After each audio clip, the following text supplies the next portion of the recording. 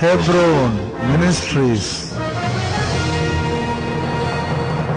போனவர் என்ன செய்தியை கொடுத்த ஊழியக்காரர் கவனம் செலுத்த வேண்டும்.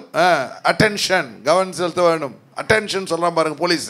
அட்டென்ஷன் அப்படின்னா டக்குன்னு கவனம் செலுத்துதல், நற்பெயர் எடுத்தல், ரெவலேஷன் கொஞ்சம் மாற்றிட்டோம் பேரை. ரெவலேஷன் வெளிப்படுத்துதல், அர்ப்பணித்தல். ஹல்லேலூயா. 4 காரியங்களை தேவன். தானியேல்னா உங்களுக்கு டக்குன்னு என்ன வேணும்?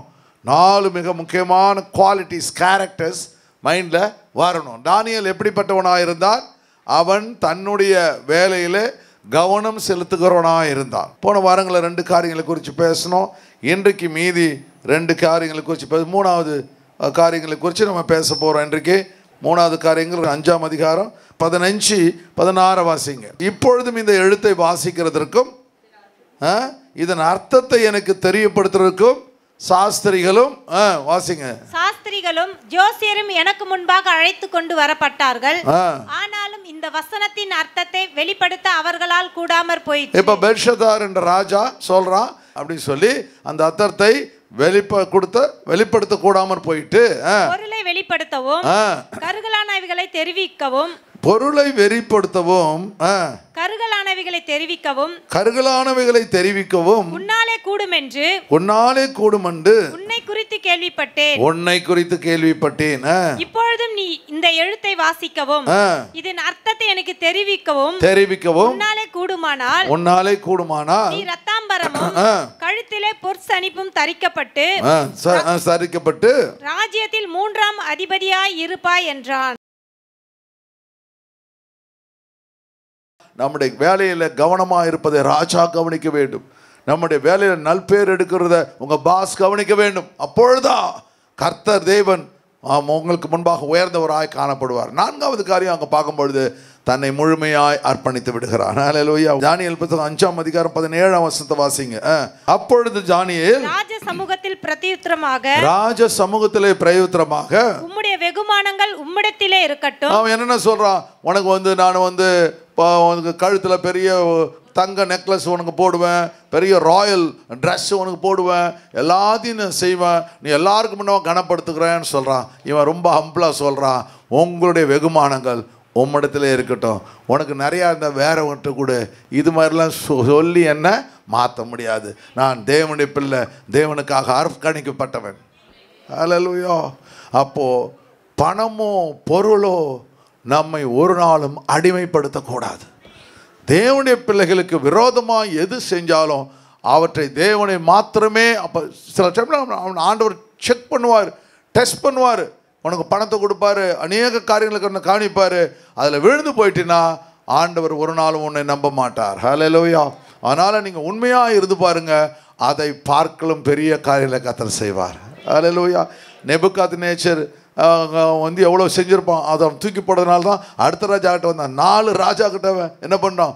உண்மையாக இருக்கும் போது இவனை ஒன்றுமே செய்ய முடியவில்லை. பார்த்தீங்கன்னா அவனை தூக்கி கொண்டு போயிட்டு சிங்கத்தின் கெபியில் கொண்டு போய் போடுறாங்க. போட்ட உடனே அந்த ராஜாவே ஓடி வந்து கேட்குறான். என்ன கேட்குறான்? அவன் தானியேலே, நீ ஆராதிக்கிற தேவன் உன்னை தப்பு வச்சாரா அவனு கேட்குறான். அவன் சொல்கிறான், நான் உண்மையும் உத்தமமாக இருந்தபடியால் அந்த சிங்கங்கள் வாய் தன் தேவ தூதர்களை அனுப்பி சிங்கங்கள் வாயை தேவன் கட்டி போட்டார். அதை கேட்ட உடனே அந்த ராஜா என்ன பண்ணான்? யாரெல்லாம் அவனுக்கு எதிராக வந்தாங்களோ அவங்கள கொண்டு வாங்கடா அப்படின்னு சொல்லிட்டு அவங்கள கொண்டு வந்து அவங்களோட பிள்ளைங்க, அவனுடைய மனைவி, பிள்ளைகளை எல்லாரையும் கொண்டு போயிட்டு அந்த சிங்கத்தின் கெபியில் போடுறான். அது கீழே சேர்வதற்கு முன்பாக சிங்கம் அவர்களை சேதப்படுத்தியதுன்னு வேதாமத்தில் வாசிக்கிறோம். பார்த்தீங்களா? அப்போ எவ்வளோ பெரிய டெஸ்ட் பார்த்தீங்களா? இவன் உண்மையாக இருக்கிறான். அவனுக்கு சோதனை. யார் உண்மையாக இருக்கிறீங்களோ, ஜெபம் பண்ணுறீங்களோ, பரிசுத்தமாக இருக்கீங்களோ, உங்களுக்கு சோதனைகள் வரும். ஆனால் சோதனைகளிலிருந்து கர்த்தர் உங்களை விடுவித்து பாதுகாத்து கொள்வார். ஹல்லேலூயா. எனக்கு சோதனையே வரலன்னா நீ ஜெபிக்கவே இல்லைன்னு அர்த்தம். ஜெபிக்கவே இல்லை அப்படின்னு அர்த்தம். நான் சோதனையே வரலன்னா கர்த்தர் உன் கூட இல்லைன்னு அர்த்தம். சோதனையே வரலன்னா பாருங்கள், எல்லா ஆபிரகாமில் இருந்து ஆபிரகாம் பிள்ளையே கேட்குறாரு. எவ்வளோ பயங்கரம் இல்லை? 100 வருஷம் கழிச்சு கொடுக்குறாரு. எல்லாம் விட்டல 100 வருஷம் கழிச்சு கொடுத்து அந்த குழந்தைய எனக்குன்னு பலி செலுத்தியோன்னு கேட்குறாரு. ஒன்றுமே புரியல. பெரிய எலைஜா இது இல்லையா, இவன் எலியா எலியா வந்து பெரிய காரியம் 450 தீர்க்கதரிசிகளை வெட்டி போட்டுறான். கடைசியில் சாப்பாட்டுக்கு இல்லாமல் ஓடுறான். உடனே என்ன பண்ணிருக்கணும்? 450 தீர்க்கதரிசிகளை இந்த பாகால் தீர்க்கதரிசிகளை வெட்டி போட்டியா அப்படின்னு சொல்லிட்டு உனக்கு என்ன பண்ணுறேன், அந்த ஆகாபினுடைய ராஜ பதவியை நான் உனக்கு கொடுக்குறேன் அப்படின்னு சொல்லலையே அவர். போடுறான். அதுக்கப்புறம் தான் சோதனையாக ஆரம்பமாகுது. ஓடுறான். கேரித்தாருக்கு ஆட்டுக்கறி போடா, தண்ணி கிடைக்கல, சாப்பாடு இல்லை, வந்து காகம் வந்து போஷிக்குது. அதுபோல் கர்த்தர் உங்களுக்கு காகங்களை அனுப்புவார். உங்கள் சோதனை இருக்கும் பொழுது நீங்கள் கவலைப்படாதீங்க, உங்களுக்கு வேண்டிய உதவிகளை கர்த்தர் செய்வார். அந்த உதவி எப்படி பாரு, நான் ஒரு நம்ம சர்ச்சில் ஒரு தம்பி வரான். அந்த தம்பி ரொம்ப கஷ்டப்பட்டான். அவனுக்கு நான் ஒரு உதவி செஞ்சேன். உதவி செஞ்சோன்னா அந்த அம்மா அழுதாங்க. அப்போ பாஸ்டர் ரொம்ப தேங்க்ஸ் பாஸ்டர், நாங்கள் பயங்கர கஷ்டத்தில் இருந்தோம், நீங்கள் எனக்கு உதவி செஞ்சீங்க அப்படின்னு சொல்லி அழுதாங்க. அழுத உடனே அப்புறமா கொட்டிட்டு கொஞ்சம் நேரம் கழிச்சுடே அவனுக்கு அவன் தலையில் கை வச்சு நான் ஜாம் பண்ணேன். அப்புறம் பார்த்தா திடீர்னு அவன் பேங்க் அக்கௌண்ட்டில் திடீர்னு பணம் வந்து விழுந்திருக்கு. நான் போடல, பணம் வந்து விழுந்திருக்கு. இப்போ அந்த சண்டே வந்து சொல்கிறாங்க, பாஸ்டர் எங்கள் பேங்க் அக்கௌண்ட்டில் இவன் பேங்க் அக்கௌண்ட்டில் யார் போட்டாங்கன்னு தெரில பாஸ்டர், யார் போட்டாங்கன்னு தெரில. நான் சொன்ன அம்மா, எலியாவை காகம் போஷித்தது போல ஏதோ ஒரு காகம் உன்னை போஷித்திருக்கிறது. நிறைய காகங்களை உனக்காக அனுப்புவார். ஹல்லேலூயா. அதனால் பரத்திலிருந்து ஒத்தாசைக்காக நாம் காத்திருக்க வேண்டும். அதுதான் எப்போவுமே குறையாத வந்து உதவி. அந்த உதவியை நீங்கள் கேட்கும் பொழுது நிச்சயமாக தேவன் உங்களுக்கு செய்வார். ஹல்லேலூயா. ஆண்டவர் தேவன் உங்களுக்காக தேவன் திட்டங்களை கற்று வச்சுக்கிறார். அவ்வளோ சோதனைகள் பார்த்தீங்களா. பிறகு சாப்பாடு இல்லை, அங்கேருந்து ஒரு சாரி பார்த்து ஊருக்கு ஓடுறான், அங்கே சாப்பாடு இல்லை. அவங்ககிட்ட அவளே ஒரு அடைய பண்ணி உட்காந்து அந்த செத்து போகிறதுக்கு ரெடியாக இருக்கா. அந்த செத்து போகிறக்கிட்ட ஒரு அடைய இறங்க பண்ணிவான்னு வெக்கல்லாத கேட்குறான். எவ்வளோ பெரிய ஆள். ராஜாவே பார்த்து கொஞ்சம் அட்ஜஸ்ட் பண்ணி, காகப்பா அட்ஜஸ்ட் பண்ணி, எசபேல் அட்ஜஸ்ட் பண்ணி போயிருந்தா ஐயோ பெரிய இன்னொரு சிங்காசனம் போட்டு பக்கத்தில் உட்கார வச்சிருப்பா, 3ஆம் அவரை உட்காந்துருப்பா. இல்லை, ஆண்டவர் தேவன் பரிசுத்தாவியானவர் எல்லா எத்தனை சோதனை வந்தாலும் அந்த சோதனைகளில் நிற்க நமக்கு தேவன் பிறந்துருவார். ஹல்லேலூயா, ஹல்லேலூயா. ஆண்டவர் மேலே வைராக்கியம் சொல்லுங்க. ஆண்டவர் மேலே வைராக்கியம். எத்தனை சோதனைகள் வந்தாலும் என் தேவனை நான் ஒரு நாளும் விட்டு கொடுக்க மாட்டேன். ஹல்லேலூயா. என்னை வேறு பிரித்த ஆண்டவர், ரத்தத்தினால் என்னை கழுவிய ஆண்டவர், ஹல்லேலூயா, அக்னியினால் அபிஷேகம் பண்ண ஆண்டவர், ஒரு நாளும் நான் மறக்க மாட்டேன். ஹல்லேலூயா. கர்த்தர் என்னை ஒரு தானியேலாக நிறுத்துவார். சாத்ரேக் ஆபேத் நெகோ, சாத்ரேக் மேஷக் ஆபேத்நேகோவை என்னை நிறுத்துவார். ஹல்லேலூயா, ஹல்லேலூயா. ஆண்டவர் மேலே உம்முடைய பரிசுகள் உம்மிடத்திலேயே இருக்கட்டும். உம்முடைய பரிசுகள் உம்மிடத்திலேயே இருக்கட்டும். இந்த எலியா வந்து எலிசாவுடைய வாழ்க்கையில் பார்க்கும்பொழுது, எலிசா என்ன பண்ணுறான், நாகமான் ஒருத்தன் வரான். அவனுக்கு குஷ்டரோகம் இருக்குது. அவன்கிட்ட வந்த உடனே வரும்பொழுதே அவன் பெரிய தளபதி இல்லை, எக்கச்சக்கமான பணத்தை எடுத்துக்கிட்டு நேராக கொண்டு வந்து இவனுக்கு பரிசு பொருட்களை எடுத்து வர்றான். அந்த பரிசு பொருட்களை ஒன்றுமே இவன் வாங்கிக்கல. ஆனால் கூட இருந்த கேயாசிக்கு என்ன பெருமிச்சு, நாக்கு கண்ணுக்கு எல்லாம் ஊறுது. ஐயோ என்னடா இது, இந்த 4 முட்டாளா இவங்ககிட்ட போய் நான் அசிஸ்டண்ட்டாக சேர்ந்தனே, இந்த ஆளும் வாங்கிக்க மாட்டான், நம்மளையும் வாங்க விட மாட்டான் அப்படின்னு நினச்சிருவான். நினச்சிட்டு பின்னாடியே ஓடுறான். ஓடிட்டு எனக்கு இப்போ தான் ஆளுங்க ஊர்லேருந்து வந்தாங்க, எனக்கு எதாவது கொடுங்கன்னு சொல்லி எல்லாத்தையும் வாங்கிக்கிறான். வந்த உடனே வந்து திருன்னு முடிச்சுட்டு நிற்கிறான். எங்கடா போயிட்டு வந்தேன்னு கேட்குறான். இங்கே தாங்க பக்கத்தில் போயிட்டு வந்தேன் அப்படின்னு சொல்கிறான். அப்போ சொல்கிறான், நீ வாங்கும்போது என்னுடைய மனசு உன்னோட சொல்லவில்லையா? எப்படி கேட்குறான் பார்த்தீங்களா. ஒளிவ தோப்புகளையும் வீடுகளையும் வாங்குகிற காலமாக இது. எப்படி அந்த நாட்களில் பார்த்தீங்களா அவ்வளோ வந்து வைராக்கியமாக அந்த தீர்க்கதரிசிகள் இல்லையா வாழ்ந்திருக்காங்க பாருங்கள். எதுக்குமே அவங்க விலை போகல. நாட் ஃபார் சேல் இல்லையா, நாட் ஃபார் சேல். ஆமாம், அந்த அந்த நாட்கள் அந்த அளவுக்கு வைராக்கியமாக இருந்திருக்காங்க. அதனால தான் தேவன் அவர்களை ஒரு பெரிய நமக்கு இப்போ உதாரணமாக வச்சுருக்காரு. அவங்கள பற்றி பேசுகிறதுக்கு நம்ம எங்கே உதாரணமாக வைக்கிறது. ஆமாம், அவங்களெல்லாம் அப்படி நடந்தனால்தான் உதாரணமாக நமக்காக அவர்கள் பாடமாக வச்சுருக்கிறார். அதுபோல் ஆண்டவர் இவன் சொல்கிறான், வெகுமானங்கள் உன்னோட கூட இருக்கட்டும். ஹல்லேலூயா. அப்போ அந்த வசனத்தை வாசிங்க. உம்மிடத்திலே இருக்கட்டும், பரிசுகளை வேறொருவனுக்கு கொடும், வேறவனுக்கு கொடும். அப்போ இந்த கேயாசி வந்து எல்லாத்தையும் வாங்கிட்டுறான். வாங்கிட்டு உடனே கடைசியில் என்ன பண்ணுறாரு, இவன் என்ன சொல்கிறான், உனக்கு அந்த நாகமான்ட்டு வாங்கினப்ப இல்லை, அவனே குஷ்டரோகி. நான் அவனை குஷ்டரோகமாக இவன் பார்க்குறான், அவனை பணக்காரனை இவன் பார்க்கல. இவன் என்ன பார்க்குறான், அவனை அடுத்த ஊழியத்துக்கு இவன் தான் வரணும், இவன் தான் நெக்ஸ்ட் ஜென்ரேஷன் சக்ஸஸர். ஆனால் கடைசியில் என்ன பண்ணுறது, அவன் பண்ண அந்த குஷ்டரோகம் ஒன்றை பிடிக்கும்ன்றான், உன் சந்ததியை பிடிக்கும் வர சொல்லிடுறான். அது பயங்கரமான ஒரு பெரிய சாபம். கடைசியில் அவன் பிள்ளைங்கள்லாம் அந்த குஷ்டரோகம் பிடிச்சிடுது. பார்த்தீங்களா? அதுபோல் ஆண்டவர் தேவன் பரிசுத்தாவின் எத்தனையோ காரியங்களை கர்த்தர் நமக்கு வைராக்கியமாக இருக்க தேவன் நமக்கு கற்றுத்தருகிறார். அவனுடைய கரமாக பார்க்கும்போது இந்த எழுத்தை ராஜாவுக்கு வாசித்து அந்த அர்த்தத்தை நான் தெரிவிப்பேன். அவ்வளோ கான்ஃபிடன்ஸ் அவனுக்கு இருக்கு பாருங்க. பார்த்தோன்னே பார்த்துறான், கர்த்தர் எனக்கு ரெவலேஷன் கொடுப்பார். ஹல்லேலூயா. அப்போது பார்வோனுடைய இடத்துல யோசிச்சு போகும்போது அவனுடைய சொப்பனங்களெல்லாம் அப்படியே அழகாக சொல்கிறான் பாருங்க. என்ன 7 வருஷம் வந்து இது வருது, வறுமை கவர் பரப்புது, எல்லாம் பஞ்சம் வரப்போகுது, அடுத்த 7 வருஷம் இதெல்லாத்தையும் அவன் எல்லாத்தையும் செய்கிறான். அப்போ கர்த்தர் அவர்களோடு கூட இருக்கிற அதே தேவன் இன்றைக்கு நம்மோடு கூட இருக்கிறார். உனக்கு என்ன வந்தாலும் கர்த்தர் தேவன் உங்களை காமந்து செய்ய இரக்கமுள்ளவராக இருக்கிறார். ஹல்லேலூயா. ஆனால் ஆண்டோடைய சமூகத்தில் பரிசுத்தாவியானவரை நம்மை எப்பொழுதுமே நம்மோடு கூட இருக்க நம்மை அனுமதிக்க வேண்டும். கர்த்தருடைய இரக்கமும் தேவ தயவும் ஆசீர்வாதமும் கர்த்தர் நம்ம மேலே வைத்திருக்கிறார் என்பதை புரிந்து கொலோசியர் புத்தகம் 3ஆம் அதிகாரத்தில் வாசிப்போம். கொலோசியர் புத்தகம் 3ஆம் அதிகாரம் 23ஆம் வசனத்தை பாருங்கள். நீங்கள் கர்த்தராகிய இயேசு கிறிஸ்துவை சேவிக்கிறதுனாலே, அந்த வசனம் ரொம்ப whatever you do it heartily. நீங்கள் கர்த்தராகிய இயேசு கிறிஸ்துவை சேவிக்கிறதுனாலே சுதந்திரமாகிய பலனை கர்த்தராலே பெறுவீர்கள் என்று அறிந்து. ரொம்ப அருமையாக சொல்கிறான்.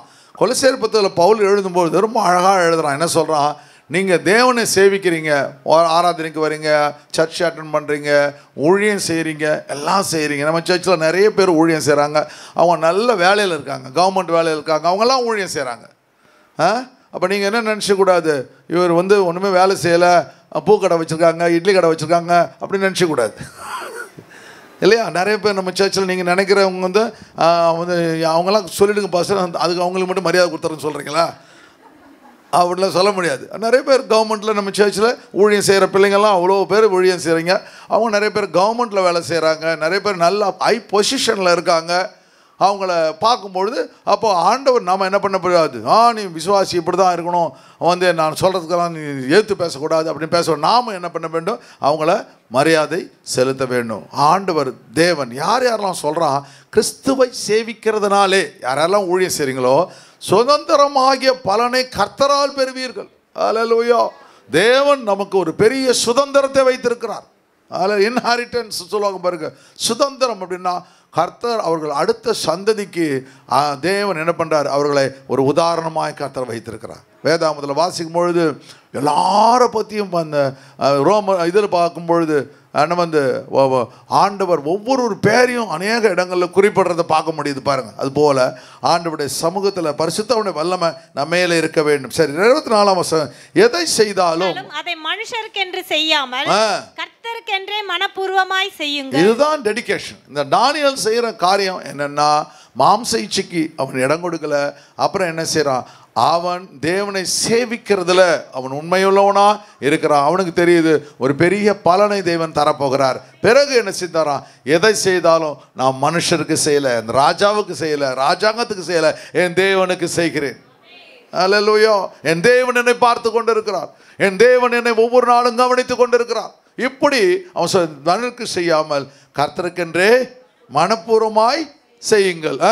அநியாயம் செய்கிறவன் செய்த அநியாயத்துக்கு ஏற்ற பலனை அடைவான். அநியாயம் செய்கிறவன் தான் என்று இப்போ யார் உங்களுக்கு அநியாயம் செய்கிறாங்களோ அவங்கள பற்றி நாம் கவலைப்பட வேண்டாம். ஆண்டவர் தேவன் அவருக்கு வேண்டிய பலனை கர்த்தர் கொடுப்பார். வந்து சொல்கிறாங்க, நான் நல்லவது தானே ஆண்டவரை விளைச்சிருந்தேன், எப்படி இந்த கலைகள் வளர்ந்தது?